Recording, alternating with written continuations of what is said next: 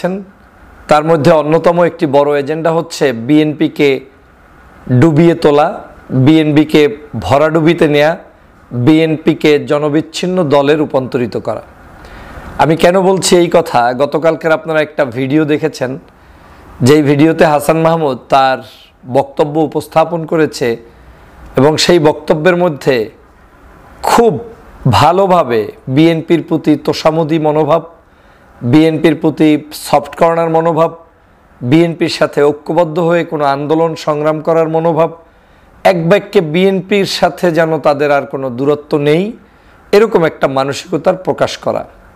আর এই মানসিকতার প্রকাশ পাওয়ার পরে আওয়ামী লীগের যা উপকার হয়েছে তার চেয়ে বিএনপির ক্ষতি বেশি হচ্ছে। কেন হচ্ছে? বিএনপিকে আজকের এভাবেই কোলে টেনে নিতে চায় আওয়ামী লীগ, যাতে করে বিএনপিকে জনগণের কাছে স্পষ্ট করা যে বিএনপি আর আওয়ামী লীগ একই জিনিস। প্রথমত, আওয়ামী লীগ মনে করছে যে আগামীতে যেহেতু বিএনপি ক্ষমতায় আসার সম্ভাবনা বেশি, তো বিএনপির সাথে আমরা যদি ঐক্যবদ্ধভাবে কাজ করতে পারি, বিএনপির নেতাকর্মীদের মধ্যে যদি এই মানসিকতা পোষণ করাতে পারি যে আগামী দিনে রাষ্ট্র ক্ষমতায় আসতে হলে আমাদেরকে সাথে রাখো, আমরা সাথে গিয়েই তোমাদেরকে রাষ্ট্র ক্ষমতায় আনবো, এবং না হয় এদেশে কোনো ইসলামী বিপ্লব কিংবা ভিন্নপন্থী দল, কোনো সংস্কারপন্থী দল, নতুন দল, কেউ না কেউ উদ্ভব ঘটতে পারে, ওদেরকে ঠেকাতে হলে আসো আমরা তলে তলে এক হয়ে যাই, এই মানসিকতা পোষণ করিয়ে তারা একটা জোট হওয়ার জন্য উদ্বুদ্ধ করবে। কারা? তারা হচ্ছে আওয়ামী লীগ। জোটটা হয়তো সামাজিকভাবে প্রকাশ্যে আসবে না, সামনে হয়তো ভোট সেন্টারে যাবে না, কিন্তু ভিতরে ভিতরে এ ধরনের একটা মানসিকতা পোষণ করিয়ে স্থায়ীভাবে বিএনপিকে নির্মূল করার এজেন্ডা হাতে নিয়েছে এই হাসান মাহমুদ। হাসান মাহমুদের এখন উদ্দেশ্য হচ্ছে যে কোনো মূল্যে বিএনপির ঘাড়ে চড়া, বিএনপির ঘাড়ে চড়ে আগামী দিনে এই সংসদের যে কোনোভাবে যে কোনো অংশে প্রতিনিধিত্ব করা, এতটুকুই তাদের চাহিদা। আওয়ামী লীগ এর উপরে আর কোনো চাহিদা নাই। আওয়ামী লীগ চায় যে কোনো মূল্যে সংসদে তাদের আসন নিশ্চিত করা, নির্বাচনে যাওয়া। গতকালকের হাসান মাহমুদের বক্তব্য থেকে স্পষ্ট হয়েছে তিনি এখন তারেক রহমান সাহেবকেও নেতা মানছেন, শুদ্ধ সুন্দর উচ্চারণ করে তার নাম বলছেন। যেই ব্যক্তি গত প্রায় 16 বছরে তারেক রহমানের নামটি একটু সুন্দরভাবে উচ্চারণ করে নাই, ব্যঙ্গুক্তি করে কথা বলতেন, যেখানে দেশনেত্রী বেগম খালেদা জিয়াকে একটু সুচিকিৎসার জন্য বিদেশ যাওয়ার অনুমতিটা পর্যন্ত এই সরকার দেয়নি সেই সময়ের আওয়ামী লীগ। তারপরে বিএনপির নেতাকর্মীদেরকে বিএনপি, জামাত, যুদ্ধাপরাধী বিভিন্ন দোসর সাজিয়ে বাংলাদেশের মানুষের কাছে বিভ্রান্ত করার জন্য যা ছিল তা সব করেছে। এমন কোনো প্রতিহিংসা ছিল না যা এই দলটার প্রতি এবং বিরোধী অন্য দলের প্রতি করে নাই। কিন্তু হঠাৎ করে লোকটা পরিবর্তন হয়ে গিয়ে এত বড় তাহাজ্জুদ গুজারি হয়ে গেলেন যে এখন তারেক রহমান সাহেবের নামটা সুন্দর করে উচ্চারণ করছেন। বিএনপিকে নির্বাচনে না আনতে পারাটা এটা আওয়ামী লীগের ব্যর্থতা বা ব্যক্তিগতভাবে তিনি এটা মনে করেন সেটা বলছেন। তিনি এখন বলছেন যে 14 এবং 24-এ বিএনপিকে নির্বাচনে আনা উচিত ছিল। তিনি এখন ভাবছেন যে আগামী দিনে একত্রে গণতন্ত্রের জন্য বিএনপির পাশে থেকে রাজনীতি করতে চায় আওয়ামী লীগ। এই যে তার শত শত ভাবনা, এই যে এখন তিনি ভাবছেন ছাত্রলীগের ভিতরে কিভাবে শিবির ঢুকে গেল, হাসি দিয়ে কথা বলছেন। এই যে এখন তিনি ভাবছেন ডক্টর মোহাম্মদ ইউনূস চট্টগ্রামের সন্তান, উনি এই কথা বলে একটু তাকে কাছে টানার চেষ্টা করছেন। এই জিনিসগুলো হচ্ছে না আওয়ামী লীগের একটা চরম ভাওতাবাজি, ধান্দাবাজি এবং চরম ধোঁকা দেওয়ার জন্য তারা এই মাঠে নেমেছেন। কেন নেমেছেন? আওয়ামী লীগ এভাবেই পিরে পিরে পিরে পিরে পিরে পিরে তার শক্তি অর্জন করে। 21 বছর রাষ্ট্র ক্ষমতার বাহিরে যখন ছিল তখনও আওয়ামী লীগ এদেশের মানুষকেই ধোঁকা দিয়েছিল। শেখ হাসিনা এইখানে পট্টি বেঁধেছিল, হাতে তসবি পরেছিল। আওয়ামী লীগের সমগ্র পোস্টারগুলোতে আলহাজ নাম দিয়ে পোস্টার ছাপানো বাধ্যতামূলক ছিল, ছবিগুলোতে টুপিওয়ালা ছবি দিয়ে পোস্টার ছাপানো বাধ্যতামূলক ছিল। এই যে এক মহা নাটক তারা করেছে, এই নাটকগুলো করে করে করে করে করে করে যখন শক্তি অর্জন করেছে তখনই ওই টুপিওয়ালা, দাড়িওয়ালা, ইসলামওয়ালা, রাজনীতিবিদ, অমুক তমুক সবগুলোকে একেবারে ডান্ডাবেরি দিয়ে জেলের মধ্যে পদার্পণ করেছে, ঢুকিয়ে দিয়েছে, জেল জুলুম খাটিয়েছে। একটু যদি লজ্জা থাকে, একটু যদি শরম থাকে, একটু যদি পিছনের ইতিহাস কারো মনে থাকে, তাহলে আওয়ামী লীগের কোনো গুণ কীর্তন শোনার সাথে সাথে উল্টো আপনি দাঁড়িয়ে গিয়ে তার এই গুণকীর্তনের রিয়াকশন জানিয়ে দিবেন যে তোদের মতো ধোঁকাবাজদের সাথে কোনো বক্তব্যই নেই, তোদের সাথে কোনো আন্দোলনই নেই। কিন্তু তাদের এই বক্তব্য শোনার পরে যারা মৃদু মৃদু হাসবেন, মুচকি মুচকি হাসবেন, তাদের কাছে একটু ঘেঁষার চেষ্টা করবেন, একটু আরাম পাবেন, একটু ভালো মনে করবেন নিজেকে, ওরে বাপরে বাপ আমি তো অনেক বড় দল, আমার কাছে আওয়ামী লীগ কুর্নিশ করছে, ভালোই তো, এই মানসিকতা যারা পোষণ করবেন তারা চরমভাবে ধরা খাবেন এবং ধিক্কৃত হবেন এবং আপনারা ভেস্তে যাবেন। কারণ হচ্ছে এই দেশের মানুষকে আওয়ামী লীগ যে পরিমাণ ধোঁকা দিয়েছে, এই আওয়ামী লীগকে জনগণ আর চোখে দেখতে চায় না। বাংলাদেশের মানুষ একটা পরিবর্তন চায়, বারবার বলছি এই কথা। মানুষের পরিবর্তনের আবেগটা আপনাকে বুঝতে হবে। এখন আর সেই ১-১১-র পরিবর্তন চায় না, কিংবা পূর্বের সরকারগুলোর পরিবর্তনের সিস্টেমে পরিবর্তন চায় না। জনগণ একটা আমূল পরিবর্তন চায়, যেখানে নাগরিকের সুবিধা ভোগ করবে, সমগ্র দল সম অধিকার ভোগ করবে, রাজনীতিবিদ, সমাজবিদ, অর্থনীতিবিদ, আপনার এখানে ধর্মীয় বিভিন্ন সংখ্যালঘু সংখ্যাগুরু সবাই মিলে একটা সুন্দর বাংলাদেশ দেখতে চায়। সেই বাংলাদেশ দেখতে হলে আওয়ামী লীগকে নিয়ে এই বাংলাদেশ দেখার কোনো সুযোগ নেই। প্রিয় সহযোদ্ধা ভাইরা, তাহলে হাসান মাহমুদের এই পরিকল্পনা হচ্ছে ঠান্ডা মাথায় আপনাকে কিলিং করা। ওরা কি করবে জানেন? ওরা যে কোনো মূল্যে সংসদে যদি ঢোকে, আগামী নির্বাচন পর্যন্ত তারা আপনাকে প্রথম দিকে স্পেস দিবে, তারপরে আপনার সাথে গলায় খাতিল কাতিল করে সভা সমাবেশ শুরু করবে, এবং ওই দিন 5 ইয়ার্স টাইমের মধ্যে, মানে ক্ষমতায় আসার পরবর্তী 5 ইয়ার্সের মধ্যে, আপনি বিএনপি আসেন আর যেই আসেন, ক্ষমতায় আসার পরে 5 বছরের মধ্যে তিনি চেষ্টা করবেন তার আখের গুছিয়ে আপনাকে ক্ষমতা থেকে নামাতে, এবং তখন যখন আপনাকে নামাবে এমনভাবে নামাবে, সেই নামানোটা আবার 20 বছরে আপনাকে উঠতে দিবে না। তখন আবার আপনি নির্বাচনে আসেন না আসেন তাতে তার কিচ্ছু আসে যায় না। প্রিয় সহযোদ্ধা ভাইরা, এই জিনিসটা আপনাকে অনুধাবন করতে হবে। আপনাকে বুঝতে হবে যে আজকে তারা কেন এই কাজ শুরু করেছে। সজীবদের জয় জীবনে গালি ছাড়া কথা বলতো না, শেখ হাসিনা জীবনে বিএনপির বিরুদ্ধে গালি দেওয়া ছাড়া কথা বলতো না।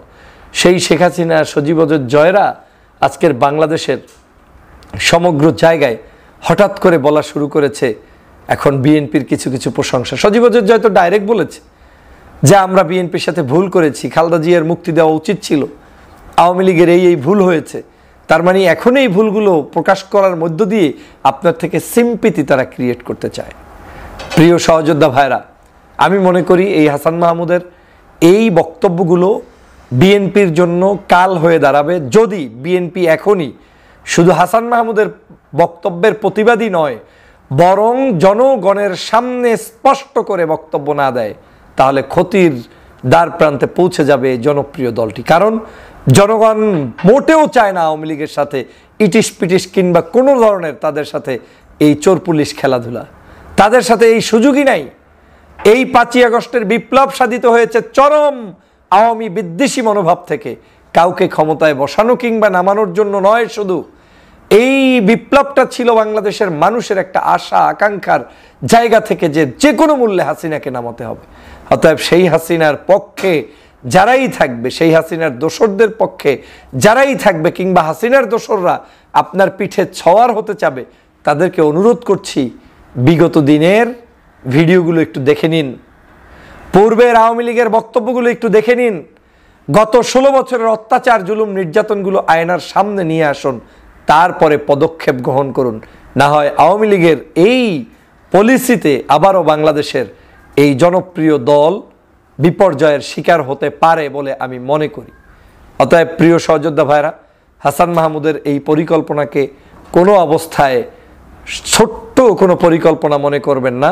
পাশাপাশি হাসান মাহমুদদেরকে পালার জন্য দেশ বিদেশি শক্তি কিন্তু বসে নাই, সময় মতো তারাও কিন্তু তাদেরকে এভাবেই পেলে পুষে রাখবে। কারণ তাদের উদ্দেশ্য হচ্ছে আপনাকে ব্যালেন্স করতে হলে কিছু নেতাদেরকে তারা যে কোনো মূল্যে পেলে পুষে রাখবে। যেমনটা শেখ মুজিবুর রহমানের পরিবারের কেউ কিন্তু বাংলাদেশে আছে বলে মনে হয় না। তার মানে কোথায় আছে? যে কোনো জায়গায় আছে। ওরা কি ঘুমিয়ে থাকবে? থাকবে না, ফুস করে উঠবেই। অতএব আপনি যদি এই ফুসফাস আলা লোকদের সাথে সম্পর্ক গড়ে তোলেন, আপনিই আপনার পায়ে কুড়াল মারবেন। আর যদি ফুসফাস আলা লোকদের থেকে দূরে থাকেন, তাহলে জনগণের সমর্থিত সরকার নয়, কিংবা এই সরকার কোনোভাবে নির্বাচিত সরকার নয়, এই সরকার অনির্বাচিত সরকার। এই সরকারের হাতে সংবিধান সংস্কারের মতো কাজ তারা হাতে নিতে পারবে না। প্রথম খোরা যুক্তি হচ্ছে এই সরকার সংবিধান সংস্কার কেন করতে পারবে না? জনগণের ম্যান্ডেট নেই কিংবা নির্বাচন করে এই সরকার আসেনি। তাহলে প্রথম দেখেন, বাংলাদেশের অগণতান্ত্রিক সরকার আমরা এত বছর বলে এসেছি শেখ হাসিনাকে, যিনি অগণতান্ত্রিকভাবে ক্ষমতায় ছিলেন, নির্বাচনকে সম্পূর্ণ চুরি করে ডাকাতি করে ক্ষমতায় ছিলেন। এই অনির্বাচিত সরকার শেখ হাসিনা সংবিধানকে ছিন্ন বিচ্ছিন্ন করে টুকরো টুকরো করে ফেলেছে। তার এই সংবিধানটা এখন একটা শেখ পরিবারের গঠনতন্ত্র কিংবা তাদের একটা মেমোরান্ডাম হয়ে গিয়েছে, যেটায় বাংলাদেশি মানুষের আর কোনো অধিকার নেই। সেই সংবিধানকে আমরা আবার কেউ কেউ বলছেন যে এই সংবিধান পরিবর্তন করতে এই সরকারের ম্যান্ডেট নেই। কাকে বলছেন? যেই সরকারকে বাংলাদেশের জনগণ জুলাই বিপ্লবের মধ্য দিয়ে 5ই আগস্ট শেখ হাসিনার পতনের মধ্য দিয়ে সম্পূর্ণ নিরঙ্কুশ তাকে সমর্থন জানিয়েছেন। তার মানে হচ্ছে এর চেয়ে বড় কোনো সমর্থন কোনোদিন থাকতে পারে না। আপনি কি বিশ্বাস করেন বাংলাদেশের স্বাধীনতা যুদ্ধে আমরা জয়যুক্ত হওয়া সেইটা শক্তিশালী, নাকি আমি কোনো একটা ব্যালট পেপারে পাকিস্তানের সাথে নির্বাচনে জয়যুক্ত হয়ে কোনো কিছু করেছি সেইটা শক্তিশালী? নিশ্চয়ই যুদ্ধে জয়যুক্ত হওয়া শক্তিশালী। বাংলাদেশের শেখ হাসিনা এবং 16 বছরের সকল অনৈতিক কার্যক্রমের বিরুদ্ধে বাংলার জনগণ দাঁড়িয়েছে ঐক্যবদ্ধভাবে। ছাত্র জনতা, সিপাহী, কৃষক, শ্রমিক, জনতা সবাই মিলে এক বাক্যে এই 5ই আগস্ট বাংলাদেশকে স্বাধীন করে শেখ হাসিনার হাত থেকে এই দেশকে নতুন এই সরকারের কাছে পদার্পণ করে দিয়েছে, অর্পণ করে দিয়েছি। অর্থ হচ্ছে যে এই যে বিপ্লব, এই বিপ্লবের চেতনায় তারা দেশকে চালাবে। তাহলে যাদেরকে বিপ্লবের চেতনায় আজকের বসিয়ে দেওয়া হয়েছে, এর চাইতে বড় কোনো গণতান্ত্রিক ভোটাধিকার কিংবা সমর্থন কোনো সরকারের আমলে থাকার কোনো সুযোগ নেই। তো স্বাভাবিকভাবেই যদি সাংবিধানিক সংস্কার করতে হয় কিংবা পরিবর্তন করতে হয়, তাহলে এটাই হচ্ছে মুখ্যম সময়, এটাই হচ্ছে বাস্তবসম্মত সময়, যে সময় সকল মানুষ ঐক্যমতের ভিত্তিতে এই ফ্যাসিবাদকে লড়িয়েছে এবং এই ফ্যাসিবাদ লড়ানোর পরে যেই সরকার আছে তারা সংস্কার করবে। কিন্তু এখন একটি মহল খুব সুন্দর করে উপস্থাপন করছেন, এই সরকার কি নির্বাচিত? এই সরকার কি ভোটে এসেছে? এটা জনগণের ম্যান্ডেট নিতে হবে। তো জনগণের ম্যান্ডেট প্রতিদিন প্রতি ঘন্টায় নিবে, নাকি 2 মাস আগে মাত্র সরকার পরিবর্তন হয়েছে, 3 মাস সময় যেতে পারেনি, তার মধ্যে আবার নতুন করে ম্যান্ডেট নিতে হবে? তাহলে যারা এই কথাগুলো বলে তারা গত 16 বছরের শেখ হাসিনার শাসনামলকে কি বৈধ শাসনামল হিসাবে বিশ্বাস করেন নাকি অবৈধ শাসনামল হিসাবে বিশ্বাস করেন? সে কারণে আমি বৈষম্য বিরোধী আন্দোলনের 5টা দাবিকেই আমি সমর্থন করে বক্তব্য দিয়েছি বহুবার। আজও বলছি, কেন তাদের এই দাবিগুলো যুগ উপযোগী এবং দল পেশে এক পেশে কোনো দাবি নয়। যেমন আপনি 14, 18, 24-এর নির্বাচনকে কি হালাল মনে করেন? নিশ্চয়ই হারাম। অবৈধ পথে ভোট হয়েছে, অনৈতিকভাবে ভোট হয়েছে, হাসিনা চুরি করেছে। তাহলে এই ভোটগুলো নিষিদ্ধ করার জন্য দাবি তুলেছে, তো এটা খারাপ কি বলেছে?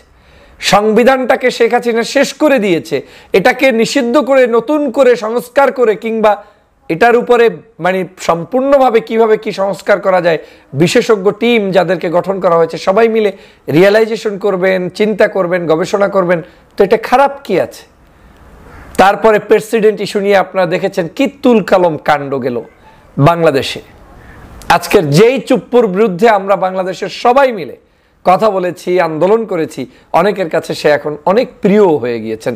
যদিও এই বিষয়টাতে আমি 2 ধরনেরই মতামত দিয়েছি, যে থাকলেও যে খুব বেশি উপকার আর গেলেও যে বিশাল উপকার এমনটা মানে ভাবার কিছু নেই। কারণ এটা সম্পূর্ণ এই গভর্নমেন্টটা যদি সেনাবাহিনী ব্যাকআপ থাকে চলবে, না থাকলে চলবে না, সহজ হিসাব।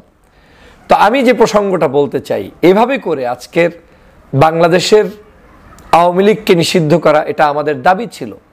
আজকের সেই দাবিতে আপনি আপন হয়ে যাচ্ছেন, সংবিধান সংস্কারে আপনি আপন হয়ে যাচ্ছেন, চুপ্পু সংস্কারে আপনি আপন হয়ে যাচ্ছেন, বাংলাদেশের সব ইস্যুগুলোতে আপনি আপন হয়ে যাচ্ছেন। আর আপনি ভুলে যাচ্ছেন 2000 শহীদের স্মৃতিচারণ। আপনি ভুলে যাচ্ছেন 3 মাসের আগে বাংলাদেশে সংগঠিত হওয়া আওয়ামী লীগের হাসিনার গণহত্যাকে। আপনি তার সন্ত্রাসী বাহিনী এই যে 50,000-এর অধিক মানুষকে অঙ্গ প্রত্যঙ্গ ধ্বংস করেছে, চক্ষু নাই হাত নাই, ভুলে যাচ্ছেন। কোন ভাষায় আপনি বলছেন যে সাংবিধানিক সংস্কার করা যাবে না? আজকে সবার বক্তব্য শুনেছি, ডক্টর কামাল থেকে শুরু করে বিভিন্ন সাংবিধানিক দিবস পালন করতে গিয়ে অনেকেই অনেক মন্তব্য তুলেছেন। সেখানে সবাইকে এখন দেখলাম মহাপণ্ডিত, এবং পণ্ডিত কাকে বলে, জুলাই বিপ্লবটা যে একটা বিপ্লব হয়েছে, এবং এই জুলাই বিপ্লব না হলে যে আজও শেখ হাসিনার অধীনে অবৈধ ক্ষমতার অধীনে আপনাকে আমাকে থাকতে হতো, সেটা কি সংবিধান প্রসিদ্ধ ছিল? সেটা কি সংবিধানের পারমিট করত? তাহলে কিসের আশায়, কিসের নেশায়, কি কারণে আজকের আমরা সংবিধান সংস্কারের মতো একটি জায়গাতেও বিতর্ক করে আজ এই বাংলাদেশে সাংবিধানিক সংস্কারটাকে আপনি মানুষের কাছে বিভাজন সৃষ্টির একটি পায়তারা করছেন? অথচ এই বাংলাদেশের সমগ্র মানুষের অধিকার প্রতিষ্ঠা হওয়া ছাড়া বিকল্প কোনো পথ নাই। আমি সে কারণে বারবার আমি বলি যে এই বাংলাদেশে এই সত্য কথা লিখে রাখেন। আমার এই কথাগুলো বিগিনিংয়ে অনেকের কাছে তিক্ত মনে হতে পারে, কিন্তু লিখে রাখতে পারেন। যদি এই সরকারের পক্ষ থেকে বিচার কার্যক্রম সম্পন্ন করতে না পারেন, তাহলে এই গণহত্যার বিচার সাগররুনি হত্যার মতো 104 বার 5 বার এর সব কিছু পিছাতে থাকবে। আবার এক একজন আত্মীয় স্বজন বের হয়ে যাবে। ডক্টর ফয়জুলের আত্মীয় অমুক খুন করলেও সে বাঁচিয়ে দাও, অমুক সাহেবের আত্মীয় অমুক খুন করলেও তাকে বাঁচিয়ে দাও। এইভাবে করে করে করে করে সমগ্র আওয়ামী লীগের লোকগুলোকে আপনি সুন্দর করে তাকে বসবাসের সুযোগ করে দিবেন। আবার সেটাকেই বলবেন এটাই কৌশল, এটাই গণতন্ত্র, আওয়ামী লীগকে এভাবেই দমন করা উচিত।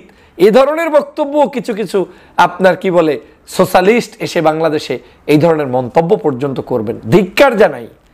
আমি সত্যি বিরক্ত, আমি অনুতপ্ত, আমি সত্যি এই বর্তমান কিছু কিছু অ্যাক্টিভিটিস দেখে আমি চরমভাবে বিব্রত বোধ করছি। আমি শহীদদের সাথে বেইমানি হচ্ছে বলে মনে হচ্ছে আমার কাছে।